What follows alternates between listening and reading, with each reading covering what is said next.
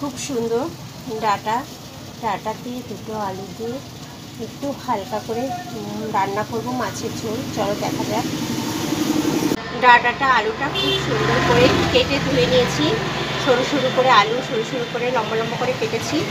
এখানে কাঁচা লঙ্কা আছে, টমেটো আছে, মাছ আছে। চলো এইগুলোতে একটা সুন্দর পাতলা করে মাছের ঝোল করব ডাটা দিয়ে আলু দিয়ে, মশলা ছাড়া, একেবারে মশলা ছাড়া রান্না। তার সাথে লাগবে খেতে। চলো দেখা যাক। কড়াইতে তেল গরম দিয়েছি, তেলটা অলরেডি গরম হয়ে গেছে। একটু শুকনো লঙ্কা দিলাম,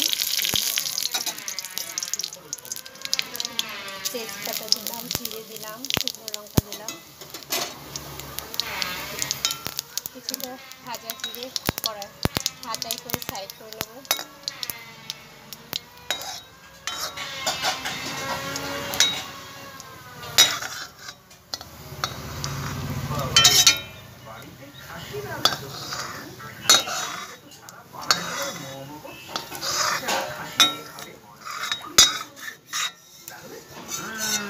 এই সামান্য একটু জিরে তুলে নিলাম। এবার টমেটোটা দিয়ে দেবো।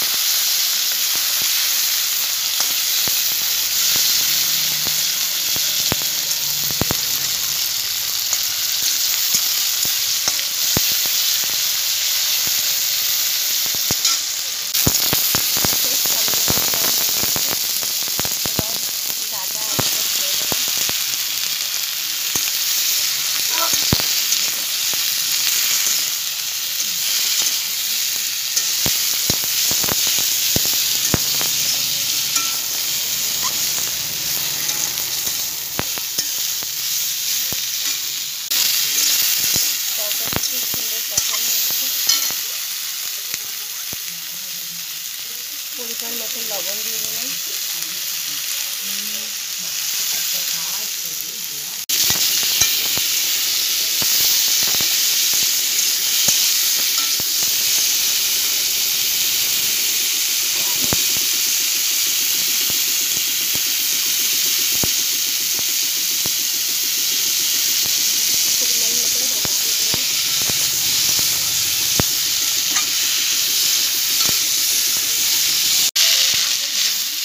তারপরে নুন হলুদ দিয়েছি, দিয়ে ভালো করে কষিয়ে নিচ্ছি। এখন বাজারে খুব সুন্দর কচি কচি ডাটা পাওয়া যায়। এই ভাতে আলু দিয়ে মাছ দিয়ে রান্না করলে খুব ভালো লাগে ভাতের সঙ্গে খেতে।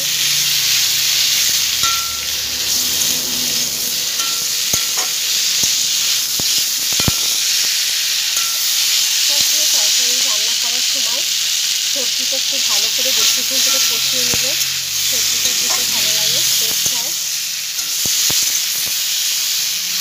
আপনি এই সবজি ভিতর মশলা ব্যবহার করতে পারেন, কিন্তু এই এত গরমে আমি একটু মশলাটা কমই খাবো, রান্না করবো। একদম কাঁচা লঙ্কার পাকা টমেটো নুন হলুদ দিয়ে হালকা করে তরকারি করছি।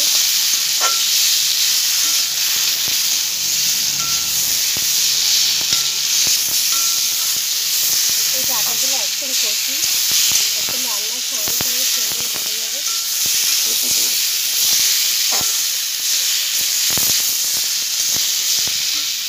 ব্যাস, এবার জল দিয়ে দেবো।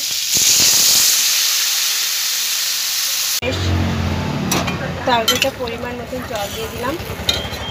এবার গ্যাসটাকে হাই করে দিলাম, একটু ঢেকে রাখবো। 6 থেকে 7 মিনিট টানা জাল হবে, তারপরে আবার দেখবো।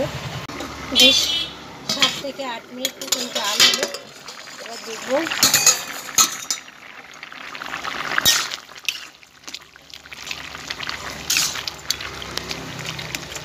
কি সুন্দর গলে গিয়েছে ডাটা আলু সবটা, একটু ভালো করে নাড়িয়ে নেবো।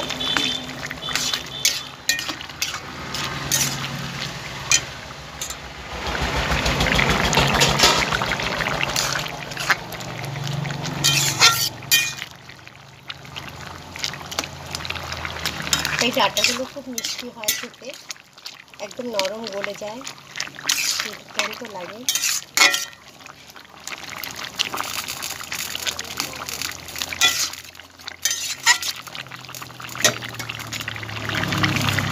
এবার মাছ ছেড়ে দিলাম।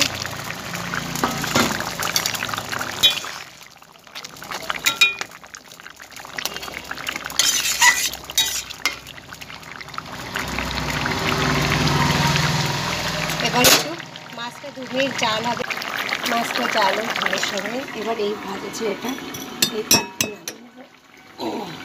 সামনে একটু তরকারি ঝোল টেনে নেবো, নিয়ে এটাকে এইভাবে ভালো করে ভাজিয়ে নেবো। এই ভাজা চিংড়ির মশলাটা এইভাবে দিলে খুব সুন্দর একটা সেন্ট আসে, তরকারিটা ভালো লাগে। আলু নিয়ে নেবো কাটানোর মধ্যে।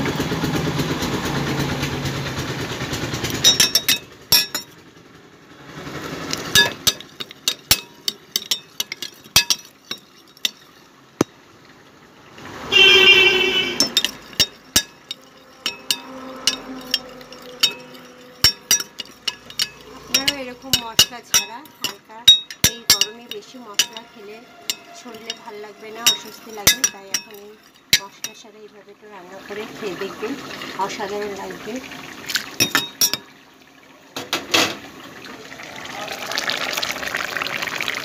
তরকারিটুকু ছেড়ে দিলাম।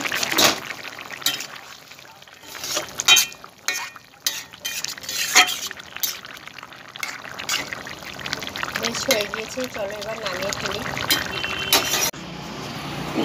বেশ সুন্দর তরকারিটা নামানো হয়ে গেছে। এবার হালকা একটু জিরের গুঁড়ি সামান্য একটু হালকা করে ছড়িয়ে দিলাম। বেশ সুন্দর হয়েছে, একদম ডাঁটা দিয়ে মাছ দিয়ে পাতলা মাছের ঝোল। দুপুরে গরম গরম খেতে মশলা ছাড়া খুব ভালোই লাগবে, অসাধারণ খেতে হয় এরকম তরকারি। চলো পরিবেশন করা যাক।